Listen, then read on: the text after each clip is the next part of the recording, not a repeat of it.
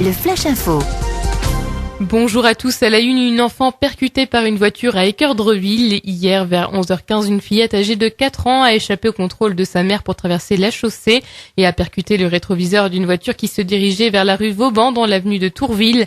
L'enfant a été blessé à un genou et transporté à l'hôpital pour quelques soins. Une enquête a été immédiatement ouverte par la brigade des accidents et des délits routiers. Coup de couteau à Cherbourg dans la nuit de mercredi à jeudi vers minuit. Un homme de 29 ans en état d'ivresse a blessé d'un coup de couteau à la tête un autre homme qu'il soupçonnait de lui avoir dérobé de la résine de cannabis. L'homme violent déjà connu de la police et de la justice était en sursis avec mise à l'épreuve suite à une précédente condamnation. Il a donc été placé en garde à vue puis conduit en maison d'arrêt.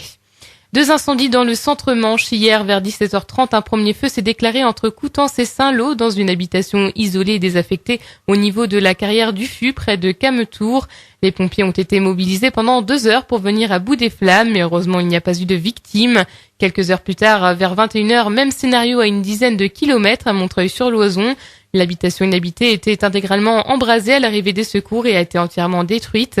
L'origine de ces 2 incendies reste encore à déterminer. Les ragondins et rats musqués ennemis du département pour limiter leur nuisance environnementale et sanitaire. La lutte contre ces 2 espèces invasives va s'amplifier dans la Manche, avec notamment le recrutement de piégeurs par les collectivités locales. Dans le département, 18 000 à 20 000 rongeurs de ces espèces sont capturés chaque année. Et puis, demain soir, ne ratez pas la nuit des étoiles au planétarium Ludiver. Didier Biel, le directeur, nous présente cette nuit pas comme les autres. C'est la 24e nuit des étoiles nationale et c'est la 15e pour Ludiver qui a toujours été fidèle tous les ans. Ça commence à 20h le vendredi 1er août.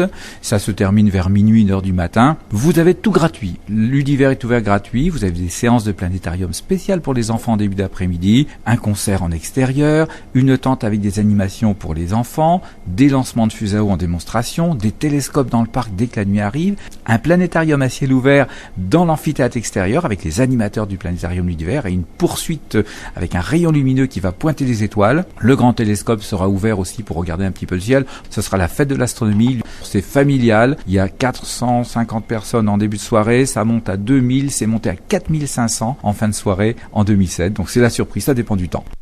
C'est l'occasion de découvrir l'univers mystérieux des étoiles et de l'univers.